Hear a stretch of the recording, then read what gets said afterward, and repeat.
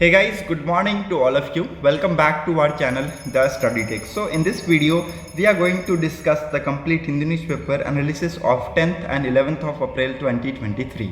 10 और 11 अप्रैल 2023 के important articles and editorial को डिस्कस करेंगे. So the video is very much important to all the student who are preparing for competitive exams and the video is bilingual. It means I am going to explain the whole newspaper in Hindi and English so that आपको language की problem कहीं से भी ना हो.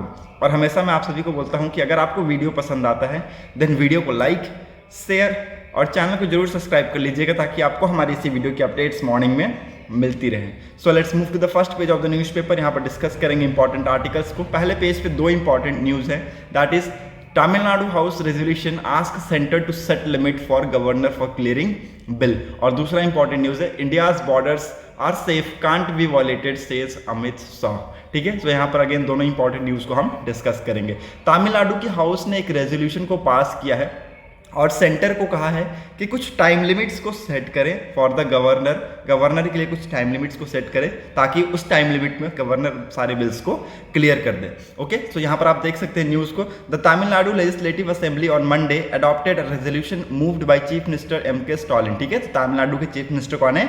MK. Stalin. और इनके द्वारा एक रेजोल्यूशन को मूव कराया गया in the Tamil Nadu legislative assembly urging that union government and the president to immediately issue appropriate instruction to Governor R.N. Ravi to give assent to bill passed by the assembly within a specific period. ठीक है, तो यहाँ पर specific time limit यहाँ पर देने की बात की गई है. ठीक है, इस रेजोल्यूशन के तहत. ठीक है, अगेन इट्स वेरी इंपॉर्टेंट, ये आपको याद रखना है कि तमिलनाडु के हाउस में ये रेजोल्यूशन के तहत सेंटर से अर्ज किया है कि एक स्पेसिफिक टाइम लिमिट को सेट किया जाए for the governor to pass the bill. Okay, now move to the next important article that is India's borders are safe can't be violated says Amit Shah. ठीक है, तो अमित शाह ने यहाँ पर कहा कि इंडिया का जो बॉर्डर्स है ये सेफ है, ये वॉयलेट नहीं हो सकता. ठीक है, जो लोग हैं वो चैन की नींद सो सकते हैं. No countries can take even an inch of Indian territory, home minister Amit Shah said on Monday during a visit to Arunachal Pradesh. ठीक है, आप सबको पता है कि अरुणाचल प्रदेश आज के डेट में न्यूज़ में क्यों है, क्योंकि चाइना यहाँ पर अटेम्प्ट कर रहा है कि वो जो कुछ एरियाज है वहाँ पर वो रीनेम कर पाए कुछ प्लेसेस को. ठीक है, सो ये उसके रिगार्डिंग ये न्यूज़ में है. ओके, नाउ यहाँ पर एक बहुत ही इंपॉर्टेंट प्लेस चल रहा है. यहाँ पर इन्होंने स्टेटमेंट जो बताया वो मैं आपको बता दूं.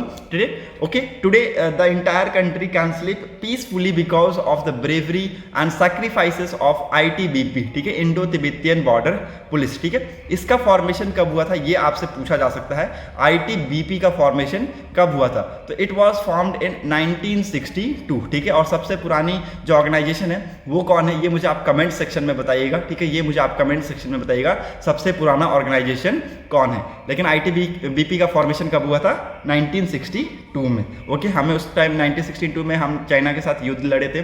ठीक है, उसके बाद हमें पता चला कि हाँ हमें यहाँ पर कमी दिखी कि हाँ चाइना के खिलाफ भी हमें कुछ यहाँ पर ऑर्गेनाइजेशन बनाने की ज़रूरत है. उसके बाद हमने ITBP का फॉर्मेशन किया इन 1962. As ITBP and RB personnel are deployed, nobody can approach upon our land covered even by tips of needles. ठीक है, तो यहाँ पर एक इंच भी कोई हमारी जमीन को नहीं ले जा सकता. ठीक है, सो यहाँ पर अगेन एक इंपॉर्टेंट प्रोजेक्ट के बारे में बात किया गया है 4800 करोड़ का.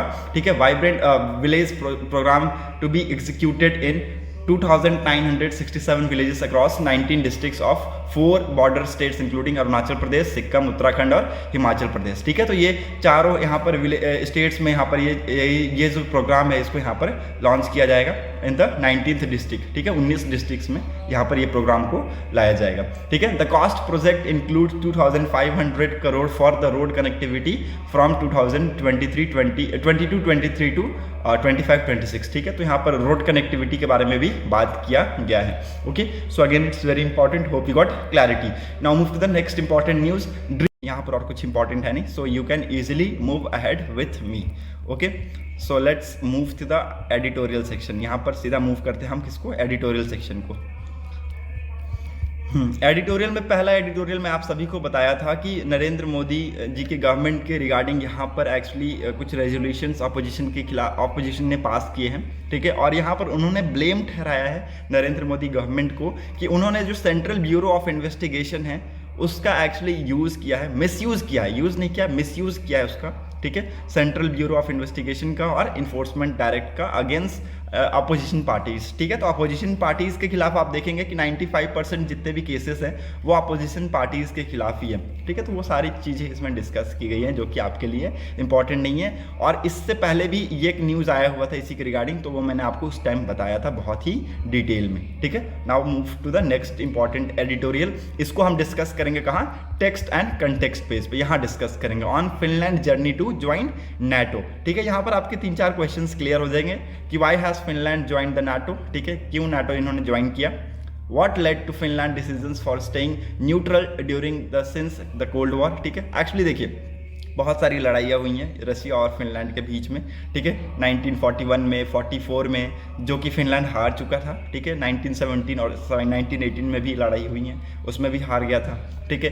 और मैं आपको बता दूं कि फिनलैंड को यहाँ पर बहुत ही ज़्यादा सिक्योरिटी थ्रेट है, ठीक है, रशिया से, ठीक है। कभी भी वो युद्ध कर देते हैं, ठीक है। हालांकि रशिया आज के डेट में अभी युद्ध के मूड में नहीं है, ठीक है, बट वो कभी भी जो टेरिटरी है वो कब जा सकता है, ऐसा यहाँ पर फिनलैंड का मानना है, ठीक है। सो यहाँ पर मैं आपको 3-4 चीज़ क्लियर कर दूं, दैट इज़ कि ऑन 4 अप्रैल 2023 को फिनलैंड ने ज्वाइन किया नाटो को, ठीक है। और it became the 31st country to join NATO, ठीक है, नॉर्थ अटलांटिक ट्रीटी ऑर्गेनाइजेशन, ठीक है। Again it's very important. इसका हेडक्वार्टर कहाँ है ये आप लिख लीजिएगा, ब्रुसेल में इसका हेडक्वार्टर है, ठीक है, ब्रुसेल में इसका हेडक्वार्टर है, ये आप लिख लीजिएगा, ओके।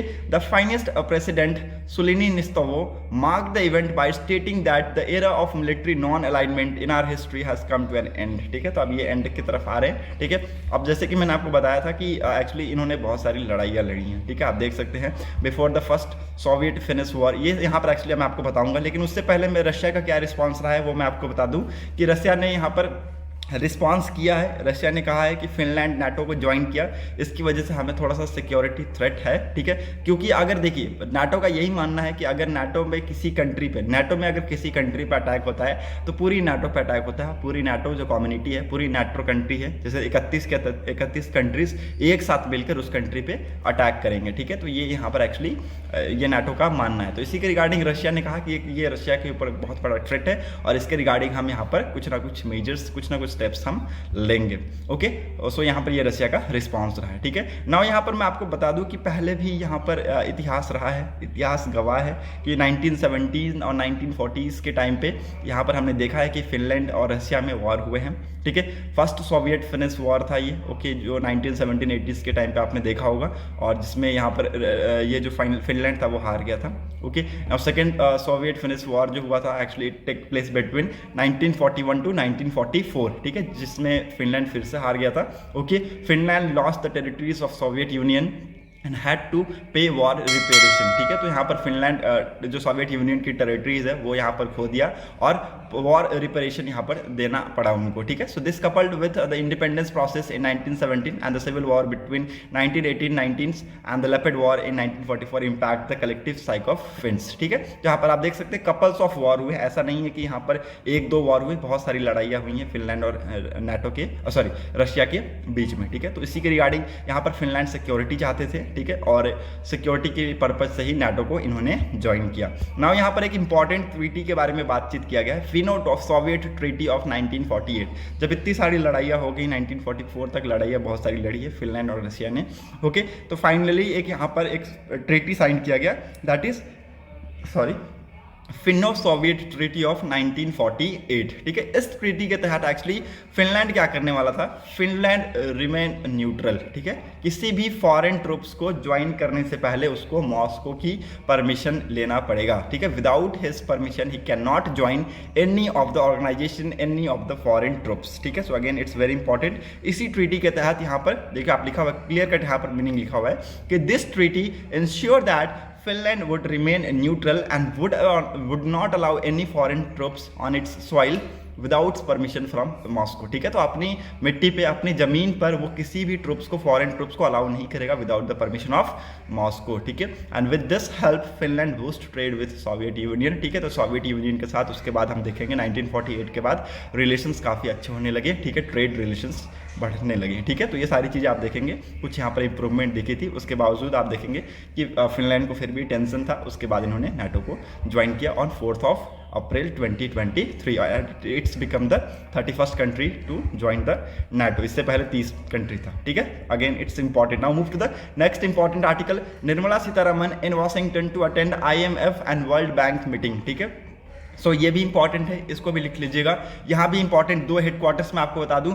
IMF का हेडक्वार्टर का है इंटरनेशनल मॉनेटरी फंड, इसका फुल फॉर्म है। इसका हेडक्वार्टर है आपका वॉशिंगटन में, और वर्ल्ड बैंक का भी हेडक्वार्टर कहाँ पर आपको मिलेगा, वॉशिंगटन में। Okay, again it's very important. तो दोनों का हेडक्वार्टर आपको वॉशिंगटन में मिलेगा, और निर्मला सीतारमन जी वॉशिंगटन जा रही है to attend its meeting. Okay, तो मीटिंग को अटेंड करने के लिए ये वॉशिंगटन जा रही है। ओके, नाउ ये दूसरी मीटिंग है किसकी, high minister of finance minister and central bank governors के बीच में ये जो दूसरी मीटिंग है। इससे पहले यहाँ पर जो मीटिंग हुई थी वो बैंगलोर में हुई थी फरवरी में, ठीक है। उस टाइम में मैंने आपको बताया भी था कि ये मीटिंग चल रही है, ठीक है। बहुत सारी इंपॉर्टेंट टॉकिंग्स होंगी इसमें, ठीक है। G20 के रिगार्डिंग यहाँ पर बातचीत होंगी, ठीक है। बहुत सारे ग्लोबल इश्यूज होंगे। यहाँ पर G20 मीटिंग्स में यहाँ पर 3 सेशंस होने वाले हैं, वो मैं आपको बता दूँ, ठीक है।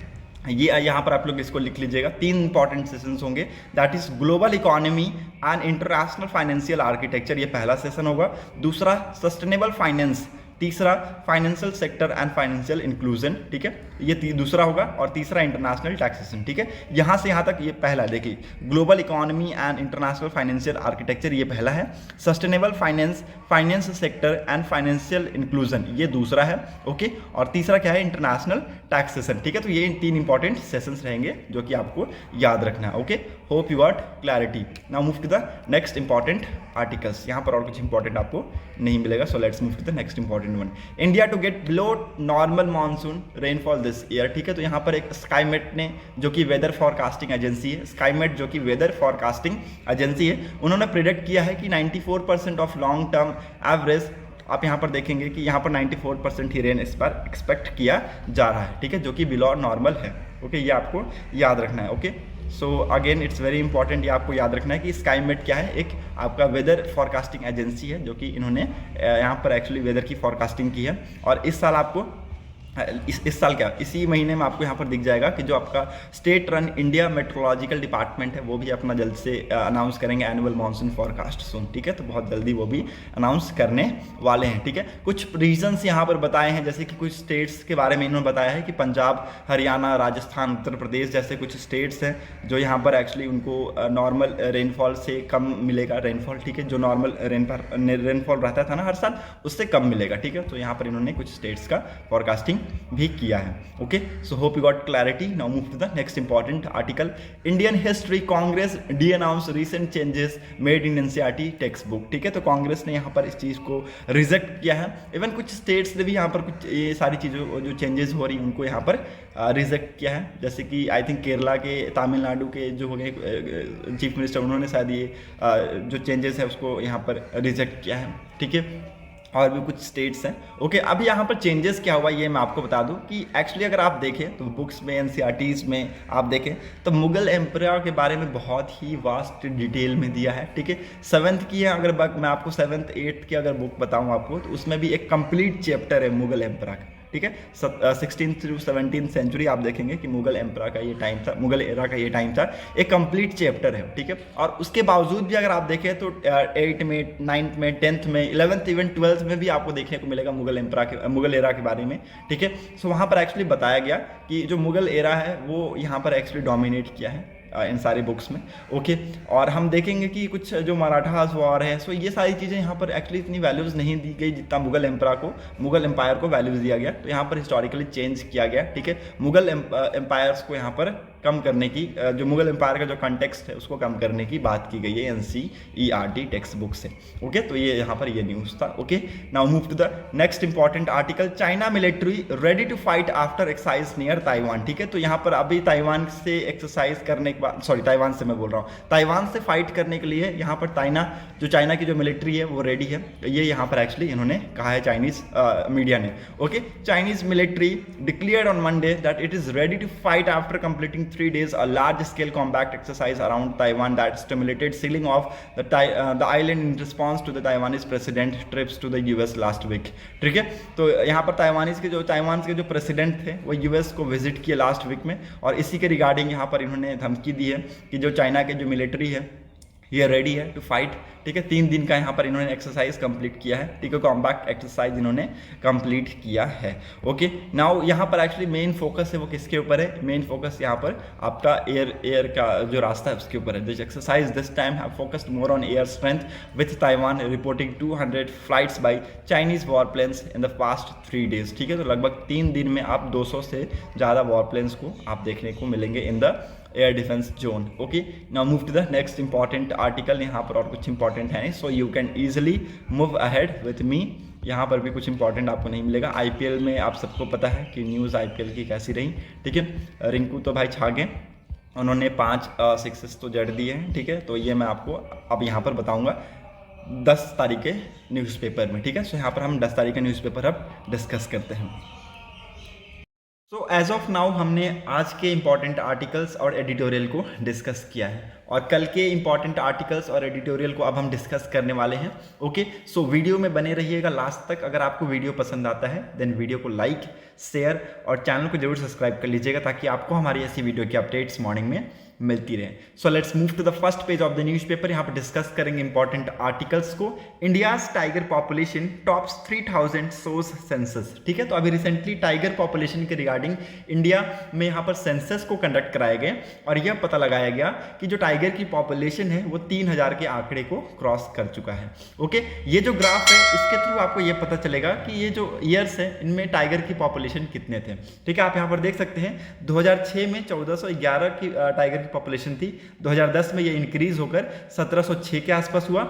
ओके, 2014 में ये इंक्रीज होकर 2226 के आसपास हुआ। ओके, 2018 में 2967 हुआ, और 2022 में 3167 हुआ, ठीक है। तो ये आपको टाइगर की पॉपुलेशन ईयर ऑन ईयर आपको बढ़ती हुई देखने को मिलेगी इन द इंडिया, ठीक है। नाउ ये जो पॉपुलेशन ये बढ़ा है ये किस रीजन में बढ़ा है, ठीक है, किस रीजन में पॉपुलेशन डिक्लाइन किया है, ये भी आपके लिए जानना जरूरी है, ठीक है। तो यहाँ पर आप देख सकते हैं the tiger population has grown the most in the Shivalik hills, ठीक है। शैवालिक रीजन में आपको ये टाइगर की पॉपुलेशन बढ़ते हुए दिखेंगी, ठीक है। गैंगेटिक फ्लड प्लेन्स में आपको ये बढ़ती हुई दिखी, और जो सेंट्रल इंडिया है, ठीक है, वहाँ पर ये जो टाइगर की पॉपुलेशन है वो बढ़ी है। ओके, नॉर्थ ईस्टर्न हिल्स में बढ़ी है, ठीक है। ब्रह्मपुत्र फ्लड प्लेन्स या फिर सुंदरबंस में आप देखेंगे कि टाइगर की पॉपुलेशन इंक्रीज हुई है। Okay, so there are some areas जहां पर हमें डिक्लाइनेशन भी देखने को मिला है, जैसे कि वेस्टर्न घाट्स हैं, ठीक है। यहाँ पर जो नंबर्स हैं वो या तो स्टेबल हुए या तो डिक्लाइन कर गए, ठीक है। यहाँ पर ये जो पॉपुलेशन थे टाइगर के या तो स्टेबल हुए या फिर डिक्लाइन कर गए।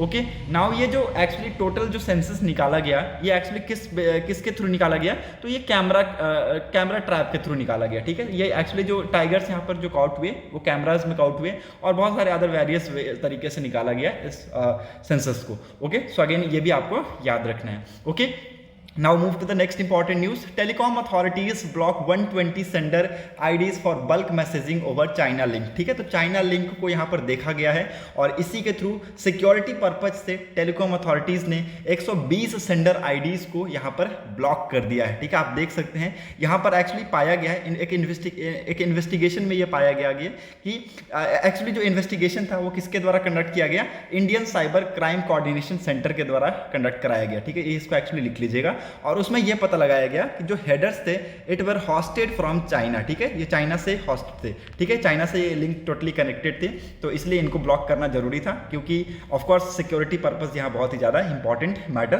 करता है, ठीक है। तो ये सारी चीज़ें आपको यहाँ पर पता होना चाहिए। नाउ यहाँ पर एक्चुअली बताया गया कि citing an example the ministry official said the header of West Bengal state electricity distribution company limited was compromise and taken over by a Chinese host, ठीक है। तो आप देख सकते हैं कैसे एग्जांपल के थ्रू यहाँ पर इन्होंने बताया कि जो हेडर है किसका? West Bengal state electricity distribution company limited का, it was compromise and taken over by a Chinese host, ठीक है। तो ये कॉम्प्रोमाइज तरीके से या फिर चाइनीज हॉस्ट को लेकर ये ऐसा कर रहे थे, ठीक है। तो ये एक तरीके का एग्जांपल दिया गया इनके द्वारा। The SMS content malicious link which when clicked would lead to financial loss for the consumer as hacked and would get access to the person phones, ठीक है। तो आप देख सकते हैं जैसे कि आज के डेट में ना, जैसे मैं बोलता हूँ हमेशा आज के डेट में आपको बताता रहता हूँ कि हैकिंग करना कोई बहुत बड़ी बात नहीं है, ठीक है। हैकिंग करने के लिए इतनी बड़ी दिमाग नहीं चाहिए, ठीक है। हाँ, आज के डेट में टेक्नोलॉजीज बहुत हैं, ठीक है। आप 3 लाख 4 लाख के भी लैपटॉप लेके देख सकते हैं, उसके थ्रू अगर आपको कोडिंग और डिकोडिंग्स आते हैं तो आप हैकिंग करने में सक्षम है, ठीक है। तो जो हैकर्स होते हैं ना, वो आपके फ़ोन में 2-3 तरीके से हैक कर सकते हैं। पहला तरीका तो मैं ही बता देता हूँ, बहुत ईजी है। लोग आपके फ़ोन में क्या करते हैं, आज के डेट में सुनते होंगे कि फलाना के फ़ोन से 60,000 चले गए, ठीक है, उनके फ़ोन से 1 लाख चले गए। क्यों चले गए? ठीक है, क्योंकि आपने मान लीजिए किसी जॉब के लिए अप्लाई किया नहीं है, आपको मैसेज आया कि आपको यहाँ पर जॉब लगेगी, ठीक है, मंथली सैलरी आपका 60,000 होगा, ठीक है, उसी लालच में आप आते हैं और आपको यहाँ पर लिखा रहेगा कि क्लिक, इस लिंक पे आप क्लिक करें, ठीक है, आप क्लिक कीजिएगा और आपके फ़ोन से आपका फ़ोन क्या होता है, एक तरीके का हैक हो जाता है। ठीक है, तो यहाँ पर ये सारी चीज़ें बताया गया कि ये जो मैसेज कंटेंट मैलिशियस लिंक था, ये जो लिंक था ना, ये मैसेज कंटेंट मैलिशियस लिंक था, जिसके थ्रू अगर आप उस लिंक पे क्लिक करोगे तो आपको या तो फाइनेंशियल लॉस देखने को मिलेगा, या तो जो हैकर है वो आपके फ़ोन का एक्सेस ले लेगा। इट मीन्स अगर आप उस फ़ोन में कुछ भी करेंगे तो वो हैकर को पता चल जाएगा। ठीक है, तो ऐसे आप देखेंगे कि 120 सेंडर आईडीज को यहाँ पर टेलीकॉम अथॉरिटीज़ ने क्या किया है, ब्लॉक किया है। ठीक है, so again it's very important, और इस इन्वेस्टिगेशन को Indian cyber crime coordination centre के द्वारा कंडक्ट कराया गया। ओके, ये आपको याद रखना है। Now move to the next important news that India to bridge language gap with neighbours. ठीक है, तो आप सभी को पता है, देखिए India is a diverse country. ठीक है, इंडिया के जो नाइबर्स हैं उनके साथ भी रिलेशंस इंडिया का बहुत अच्छा है, जैसे कि भूटान हो गया, ठीक है, आप देखेंगे म्यांमार के साथ हो गया, ठीक है, अफगानिस्तान के साथ हो गया, श्रीलंका के साथ हो गया। ऑफकोर्स श्रीलंका के साथ थोड़ा बहुत मनमुटाव रहता है, फिर भी रिलेशंस ओवरऑल काफ़ी अच्छे हैं। ठीक है, नेपाल हो गया, रिलेशंस बहुत अच्छे हैं। ठीक है, तो हमारे जो लैंग्वेज है इसमें दूरी है। ठीक है, लैंग्वेज में दूरी है, ठीक है, क्योंकि हर जगह पे लैंग्वेज चेंज होता है। जैसे इंडिया में ही देख लीजिए ना, स्टेट वाइज लैंग्वेज डिफरेंट है कि नहीं, आप सब जानते हैं कि स्टेट वाइज लैंग्वेज डिफरेंट है। ठीक है, कर्नाटका में आप देखेंगे कि दूसरी लैंग्वेज है, तमिलनाडु में आप देखेंगे कि तमिल बोला जाता है। ठीक है, केरला में आप देखेंगे मलयालम बोला जाता है। ठीक है, तो ये आप सब वेरियस लैंग्वेज आप जानते हैं सबके बारे में। ठीक है, तो ऐसे ही अगर हम देखिए कि एक साथ बैठकर यहाँ पर अगर हम एक ही लैंग्वेज पे फोकस करें, ठीक है, जैसे कि मान लीजिए ट्रांसलेटर टाइप पे आपकी चीज़ उन्होंने देखा होगा ना कि जिसको हिंदी इंग्लिश समझ में नहीं आता है उसके लिए ट्रांसलेटर लाया जाता है बहुत बड़े बड़े ऑर्गेनाइजेशंस में। ठीक है, तो वहाँ पर एक्चुअली ये सारी चीज़ें समझ में आती हैं।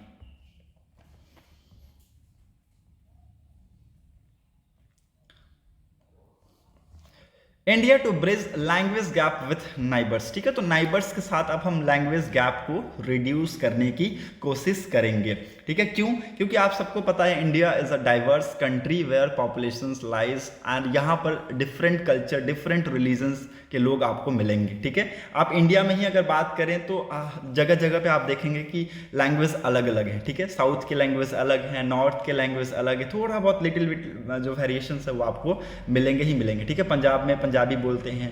ठीक है, नॉर्थ ईस्टर्न स्टेट्स में चले जाएं तो वहाँ अलग लैंग्वेज है, राजस्थान में राजस्थानी लोग बोलते हैं। ठीक है, ईस्टर्न स्टेट्स के अलग अलग लैंग्वेज है। ठीक है, तो ऑफकोर्स बाहर की जो कंट्रीज है वहाँ भी अलग अलग लैंग्वेज होंगे। ठीक है, जैसे नेपाल में नेपाली जो हैं, ठीक है, भूटान में भूटानीज बोलते हैं। ठीक है, उज्बेकिस्तान में उज्बेकिस्त बोलते हैं, कजाकिस्तान में कजाक्स बोलते हैं। ठीक है, भूटान में भूटानीज बोलते हैं। ठीक है, तिब्बत में गोटी बोलते हैं। तो ये सारे लैंग्वेजेस हैं। ठीक है, तो अब इसको यहाँ पर एक्चुअली एक सोर्स बनाया है। ठीक है, इसको यहाँ पर कहा है कि जो लैंग्वेज गैप है ना, it should not be there. ठीक है, लैंग्वेज गैप नहीं होना चाहिए। ठीक है, तो इसके लिए यहाँ पर इंडिया क्या प्लान कर रहा है, एक पूल ऑफ एक्सपर्ट क्रिएट करने का प्लान कर रहा है। India is planning to create a pool of expert in language spoken in countries such as Myanmar, Sri Lanka, Uzbekistan, Indonesia to facilitate better people to people exchange. ठीक है, ताकि आगे आने वाले समय में better people to people exchange हो सके, इसी को फैसिलिटेट करते हुए India pool of expert create करने की कोशिश कर रहा है। ठीक है, ये आपको याद रखना है। The Indian council for cultural relations has investigates a special project called the Language Friendship Bridge, which plans to train 5 to 10 people in the official language of each of these countries। ठीक है, तो हर countries से आपको देखने को मिलेगा कि 5 से 10 लोग यहाँ पर ट्रीट किए जाएंगे या फिर ट्रेन किए जाएंगे। ठीक है, और लैंग्वेज में जो कि ये सारी लैंग्वेज बोलने में सक्षम होंगे। ठीक है, कजाक, उज्बेकिस्तान, भूटानीज, गोटी जो कि तिब्बत में बोला जाता है, लिख लीजिएगा, आपके लिए इंपॉर्टेंट है। ओके, ये सारे लैंग्वेज बोलने में सक्षम होंगे। गोटी तिब्बत में बोला जाता है, बर्मीज आपको पता होगा, ठीक है, म्यांमार में बोला जाता है। ओके, जो खमेर है ये आपका कंबोडिया में बोला जाता है। थाई, सिलहनेस या फिर बहासा, ये these were spoken in Indonesia और मलेशिया। ठीक है, सो ये सारे लैंग्वेजेस पे यहाँ पर इंडिया काम कर रहा है। और यहाँ पर इन सारी लैंग्वेज को इंडिया ने सिलेक्ट किया, ठीक है। तो ये 10 लैंग्वेज पे हम एक स्पेशल यहाँ पर टीम बनाएंगे जो इनको बोलने में सक्षम होंगे। Okay, so again it's very important, यहाँ पर पीपल टू पीपल एक्सचेंज को फैसिलिटेट करने में मदद होगी। Okay, now move to the next important article. यहाँ पर और कुछ इंपॉर्टेंट है नहीं, so you can move to the editorial section. पहला एडिटोरियल बहुत ही ज़्यादा इंपॉर्टेंट है, स्पेस के रिगार्डिंग है, ठीक है। क्या कुछ हमने स्पेस में डेवलपमेंट किया, क्या कुछ आने वाले टाइम में हम करेंगे, ठीक है। ये सारी चीज़ें यहाँ पर आर्टिकल में ऑथर के द्वारा बताया गया। The space as began in 1957। 1957 में स्पेस एज की शुरुआत हुई, ठीक है, with the launch of satellite Sputnik 1, ठीक है, in 1961। Cosmonaut Yuri Gagarin became the world first person in the space, ठीक है। तो 1961 में कॉस्मोनेट यूरी गैगरिन पहले वर्ल्ड के पहले पर्सन थे जो कि स्पेस में इन्होंने ट्रैवल किया।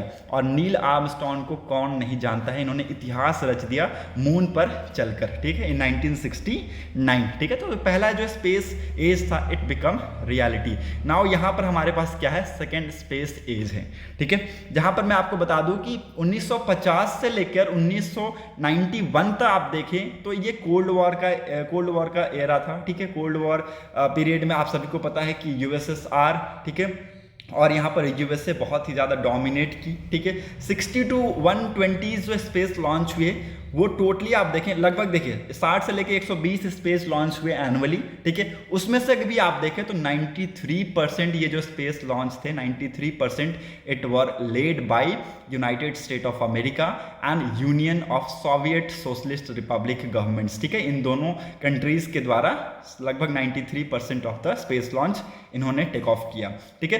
3 डिकेड बाद, मतलब कि 30 साल बाद, there are not only more actors in the space scene but also a majority of private companies, ठीक है। ना ही केवल ज़्यादातर आप देखेंगे गवर्नमेंट बल्कि प्राइवेट कंपनीज भी इसके अंदर इन्वॉल्व हो गई, जैसे कि आपका आज के डेट में एलॉन मस्क, ठीक है, आप यहाँ पर देख सकते हैं। लास्ट ईयर पिछले साल की अगर मैं बात करूँ तो देयर वेयर 180 रॉकेट और स्पेस लॉन्च टेकन, ठीक है। तो यहाँ पर लगभग 180 स्पेस रॉकेट या फिर स्पेस लॉन्च टेक ऑफ किए, जिसमें से 61 यहाँ पर एलॉन मस्क की स्पेस एक्स कंपनी ने यहाँ पर लॉन्च किया। And 90% of the global space launch since 2020 are by and for the private sectors, ठीक है। तो आप देख सकते हैं प्राइवेट सेक्टर का जो एंगेजमेंट है इन दिस फील्ड बहुत तेजी से बढ़ता जा रहा है, ठीक है। इंडिया का स्पेस जर्नी आप सबको पता है बहुत मॉडेस्ट हमने स्टार्ट किया, ठीक है। 1960s के आसपास हमने पहला स्पेस एज हमने स्टार्ट किया था और पहला रॉकेट द यूएस सप्लाइड था ये Apache, which was launch from Kerala, Thumba से लॉन्च किया गया था, ठीक है, इन 1963 एंड इन 1969, ओके। तो ये आपको याद रखना है, okay. Indian space research organisation के द्वारा इसको लॉन्च किया गया था, ठीक है, इसने इसको सेटअप किया था। It has come a long way since with over 15,000 employees and annual budget between 12,000 crore and 14,000 crore in recent years, ठीक है। हमने उसके बाद से देखा कि बहुत सारी चीज़ों में हमने आगे तरक्की की, जैसे कि जीसैट हो गया, इनसैट हो गया, ठीक है, आपका गगन हो गया, आप सबको ये सारी चीज़ें पता है। जो स्पेस बेस्ड इमेजिनरीज होती है ना, वो एक्चुअली किस लिए यूज़ की जाती है, आप यहाँ पर देख सकते हैं। The use of space based imaginary for weather forecasting, weather की फॉरकास्टिंग के लिए, रिसोर्स मैपिंग ऑफ फॉरेस्ट, जो फॉरेस्ट की रिसोर्स मैपिंग होती है उसके लिए, एनालिसिस ऑफ एग्रीकल्चरल यील्ड, ठीक है, एग्रीकल्चरल यील्ड की एनालाइज करने के लिए, ठीक है, ground water, watershed, gradual expanded to cover fisheries and urban managements, ठीक है। तो बाद में फिशरीज और अर्बन मैनेजमेंट को भी यहाँ पर इसके अंदर कवर किया जाने लगा, ठीक है। और ये इंडिया रिमोट सेंसिंग प्रोग्राम था ना, ये बाद में बहुत तेजी से चला, जोरों शोरों से चला, ठीक है। उसके बाद हमने देखा कि कुछ सैटेलाइट एडेड नेविगेशंस और ये सारी चीज़ें यहाँ पर आती हैं, हमें दिखी, जैसे कि गगन, जो कि एक ज्वाइंट प्रोजेक्ट था between ISRO and the airport authority of India to augment global positioning system coverage of the region to improve air traffic management over the Indian space, ठीक है। इंडियन एयर स्पेस में यहाँ पर एयर ट्रैफिक जो management है उसको यहाँ पर लाने के लिए यहाँ पर गगन को लेकर आया गया, ठीक है, बिटवीन इसरो और एयरपोर्ट अथॉरिटी ऑफ इंडिया का ये ज्वाइंट इनिशिएटिव्स था, ठीक है। तो ये सारी चीज़ें यहाँ पर हमें आती हुई दिखी, ओके। 1980s के टाइम पे SLV को हमने देखा आते हुए, ठीक है, और उसके कुछ दशक बोले तो एक दशक के बाद हमने देखा कि GSLV एंड PSLV आपको आता हुआ दिखा, ठीक है। PSLV आपको आता हुआ दिखा इन 1990s के आसपास, ठीक है। तो ये आपको याद रखना है, ओके।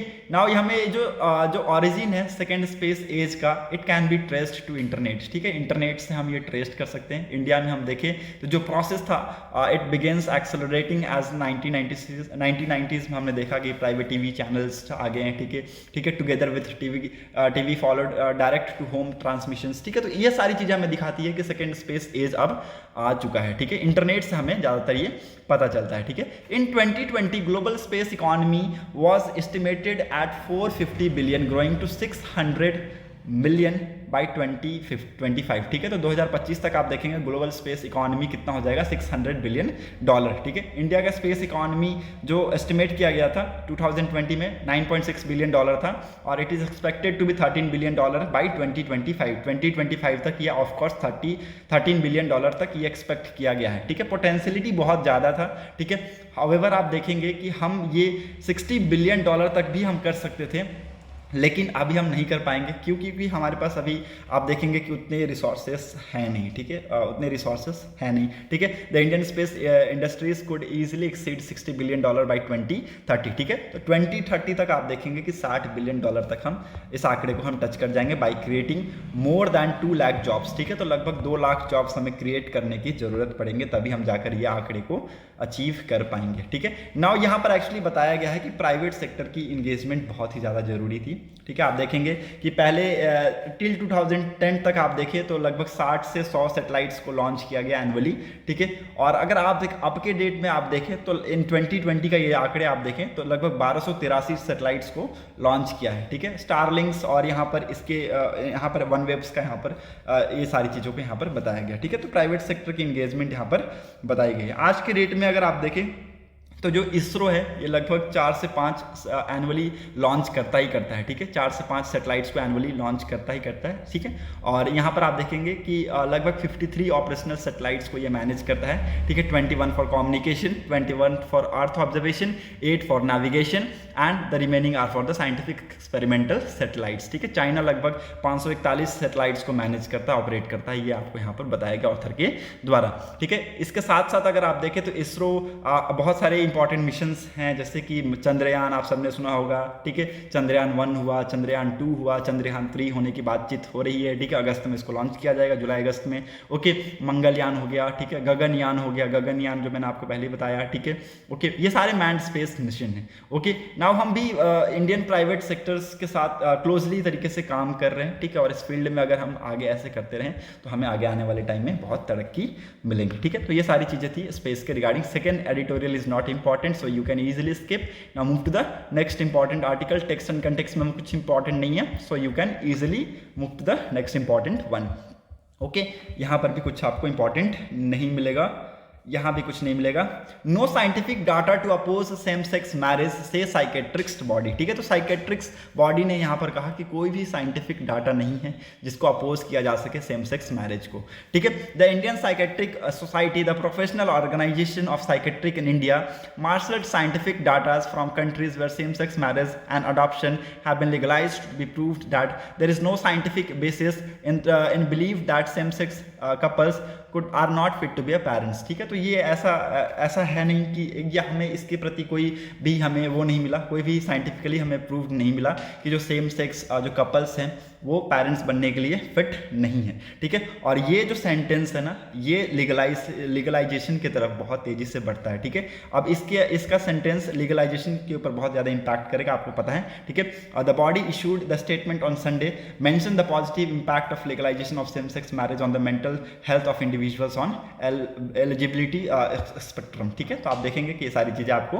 कंट्रीज में रेगुलेट होती हुई दिखेंगी, ठीक है। तो ये सारी चीज़ें हुई हैं, okay. Now move to the next important article. Indian American CR Rao wins Nobel Prize equivalent in static at the age of 102, ठीक है। तो इंडियन अमेरिकन है CR Rao, जो कि इन्होंने नोबेल प्राइज जीता है इन इक्विवेलेंट इन स्टैटिक्स, ठीक है, एट द एज ऑफ 102। ये आपको याद रखना है, ओके।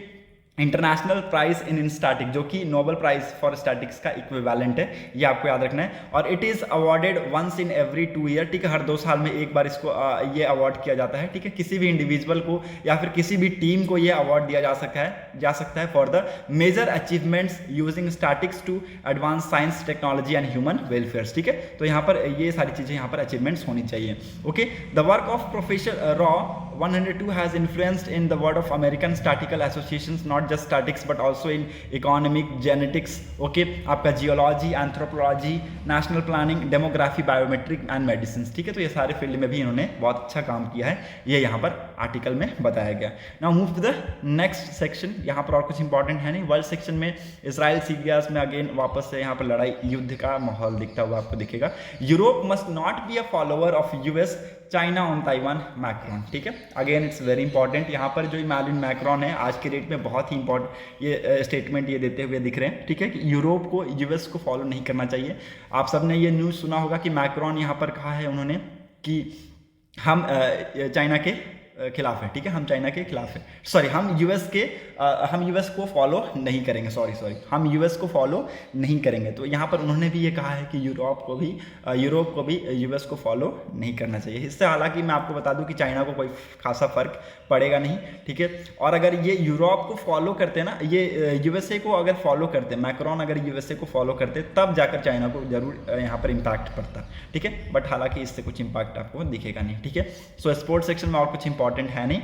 सो कल के मैच में आप सबको पता है कि क्या हुआ है, रिंकू ने भाई कमाल कर दिया, ठीक है। सो अब यहाँ पर और कुछ डिस्कस करने के लिए है नहीं। So that's it for today's video analysis. Thanks for watching a video, thank you and have a nice day.